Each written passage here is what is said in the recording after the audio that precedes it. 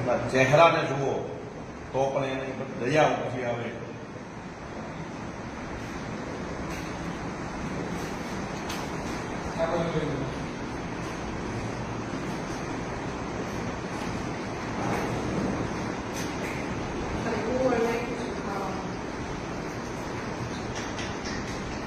ગાયની હાલત હવે છે કે નહીં એ પણ ખબર નથી. મર્યા વાકે જીવે છે. એને ખાવા માટે આ કુવળ નાખેલું છે, જે કુવળ ડાબામાં નાખવાનું હોય.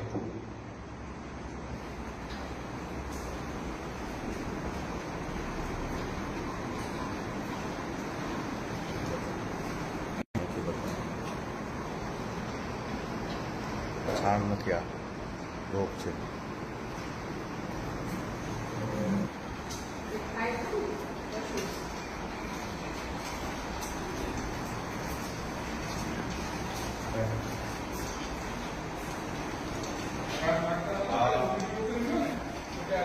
ગાયોની હાલત વિચલિત કરી દેને કોઈ જોઈ હોય.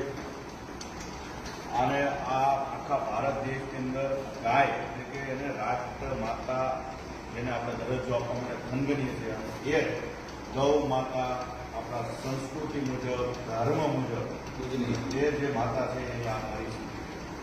અબોલ પશુ એની પીડા એની વેદના કે માત્ર અને માત્ર એના સિવાય કોઈ સમજી શકે નહીં એવી ભયંકર પરિસ્થિતિ છે.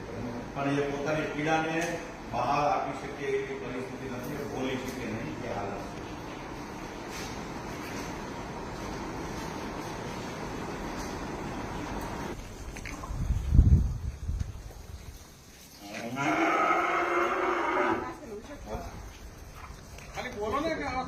મોટા ભાગના આ જે ગાયોના વાછરડાઓ એક વાછરડાને તમે જોશો એટલે એના આંતરડાઓ દેખાય છે, એના હાડ પિંજરો દેખાય છે. ટૂંકમાં એ પરિસ્થિતિ. કોઈ વાછરડાને ખાવા માટે આવું કુવળ નાખેલું છે. કુવળ સિવાય શું છે? આ આપણે દેશમાં અને એનર્જી નથી, એની અંદર એનર્જી નથી. ગાયોને નીચે સૂકો કરવા માટે આ કોરું કરવા માટે વાપરવાનું હોય. વાપરીએ આ જ ખાવાનું અને આ ખાઈને આના આંતર નીકળી જાય બે જાય એટલે આના ચામડાનો વેપાર કરવાનો એ પણ અમે તમને પુરાવા જોવે છે કે છે કે મારો કાનો આવ્યો, પણ કાનો નથી આવ્યો, પણ હવે ગોપાલ આવ્યો છે. કાનો નથી આવ્યો. કેટલા ભરી દીધા છે. અહીંયા ગેટ પાસે પહોંચ્યા વાછરડાઓ તરત આપી એને એમ કે હવે કોઈક આવ્યું છે લેવા બધા આપણી પાસે. આની શું પરિસ્થિતિ હશે તમે જુઓ. કેટલી વાછરડાઓ બધા કઈક ઉમ્મીદ સાથે આવ્યા છે. શું થાય આમાં? બધા વાછરડાઓ બહાર આવી ગયા. આ વાછરડાઓની હાલત જો એક વાછરડાઓના હાડ પિંજરો દેખાય, હાડ પિંજરો. કોઈ દયા નામની વસ્તુ નથી. સરકાર શું આની ઉપર પગલા લેતી છે, શું એમને આપતી છે? કેટલાય લોકો છે જે દાન આપે છે, લીલો ઘાસચારો પહોંચાડે છે, એટલે કદાચ આ જીવિત રહે, નકર આ જીવિત રહે એની પણ શું શ્યોરિટી છે?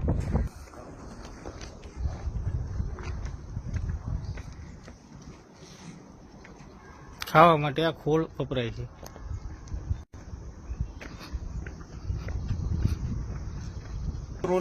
પાંજરાપોળ કે જે ગુજરાત આયોગ ગૌસેયા અને એનો આખો રાજ્ય સરકારનું જે બોર્ડ છે એ બોર્ડમાંથી આખી આમાં અલગ અલગ પ્રકારની ગ્રાન્ટો આપીને આનું ડેવલપમેન્ટ થતું હોય છે. રાજ્ય સરકારનો સીધો જ કંટ્રોલ આની પર હોય છે.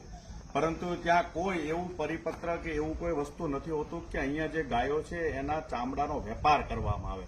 અહીંયા જે દ્રશ્યો દેખાય છે એક્ઝેક્ટ પાછળના તમે કદાચ જોઈ પણ ના શકો. આ ગાયોના ચામડા છે, આ ગાયોના ચામડાઓ છે અને અહીંયા બાજુમાં જ કાપી અને એનો વેપાર આ ગૌશાળા, તમે જેને ગૌશાળા નામ આપ્યું છે પાંજરાપોળ, ત્યાં જ ગાયોના ચામડાનો જો વેપાર થતો હોય તો ખરેખર આ કેટલું નિંદનીય કૃત્ય, કેટલું હીન કૃત્ય અહીંયા થઈ રહ્યું છે અને કોઈ વ્યક્તિ આના માટે બોલવા વાળો નથી. આ કપાવા વાળી આખી જગ્યાઓ છે. લોકો ગૌ માતાના નામે અહીંયા દાન આપે છે, ધોમ રૂપિયો આપે છે, ધોમ લીલો ઘાસચારો રોજ પહોંચાડે છે. પોતાના જન્મદિવસ નિમિત્તે, પોતાની વાર્ષિક તિથિઓ હોય, માતા પિતાની તિથિઓ હોય, ભાઈઓ બહેનો કે છોકરાઓની તિથિ હોય ત્યારે પણ અહીંયા દાન આપી જાય છે, અહીંયા પોતાનો ઘાસચારો એમની સેવા માટે અર્પિત કરે છે. અને એ જે સેવા પછી અહીંયા જે લોકો સંચાલન કરે છે એ સરકારમાં બેઠેલા હોય કે સરકારના મળતિયા હોય કે ભાજપ સાથે સંકળાયેલા લોકો હોય છે આમાં ઘણા ખરા, પરંતુ એ ગાય માતાના નામે કેટલું હીન કૃત્ય કરે છે. આખા શહેરમાંથી વિવિધ જગ્યાઓથી ગાયોને પકડીને એમને તંત્ર દ્વારા અહીંયા મોકલવામાં છે અને અહીંયાથી આખો કરોડો રૂપિયાનો ખેલ થતો હોય ને એવી સ્પષ્ટ ચિત્ર અહીંયા દેખાય છે. કારણ કે કોઈને ગાયોના ચામડાનો વેપાર કરવાનો હક છે જ નહીં અને એ વેપાર અહીંયા બહુ સામે દેખાતો હોય એવું આ આખું કેટલ શેડ છે. આ તમે જે દેખાય છે અહીંયા લખ્યું છે કે ગાયોને રાખવા માટેનો આ શેડ છે. અહીંયા કોઈ ચામડા કાપવા માટેનો આ શેડ નથી, કેટલ શેડ 14 નંબર લખેલું છે અને એની અંદર જે પરિસ્થિતિ જોવો તો કોઈ ગાયો નથી પરંતુ ગાયોના ચામડાઓ છે. આ મીઠાના ડગલા કેટલ શેડ બનાવવામાં આવ્યો છે. આમાં કઈ જગ્યાએ કેટલ શેડ લાગે છે અને આ વેપાર કોણ કરી જાય છે, કોના ચોપડે ચડે છે? શું આ જેટલા ચામડા વેચાણ તો શું આ પાંજરાપોળમાં એના નામની કોઈ આવકો આવી છે ખરી? એક પણ જગ્યાની આવકનો હિસાબ નહીં હોય તો આ અહીંયા આટલા બધા ચામડાઓ દેખાય છે ગાયોના કાપેલા, તો આની વિરુદ્ધમાં કોણ એક્શન લેવાનો છે? શું પોલીસ આ બાબતે જાતે ફરિયાદી બનીને તપાસ કરશે કે રાજ્ય સરકાર પોતે ફરિયાદી બનશે આની વિરુદ્ધમાં? આ સૌથી મોટો સવાલ છે ને બધું જ ભીનું સંકેલવાની તૈયારી થઈ જશે.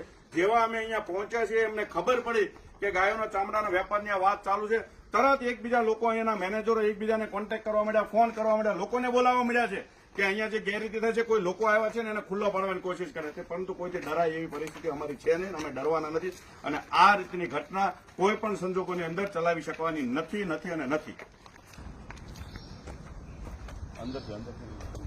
આ જે ઢગલો દેખાય છે, આ જે કુવળ છે, આ કુવળ આપણે દાબામાં દાબો પૂરો કરવા માટે નીચે નાખતા હોઈએ, એના માટે વપરાશ કરતા હોઈએ છીએ. પરંતુ આ કુવળ અત્યારે આ ગાયોને ઘાસ નાખવામાં, એને ખોરાકમાં આ કુવળ આપવામાં આવે છે.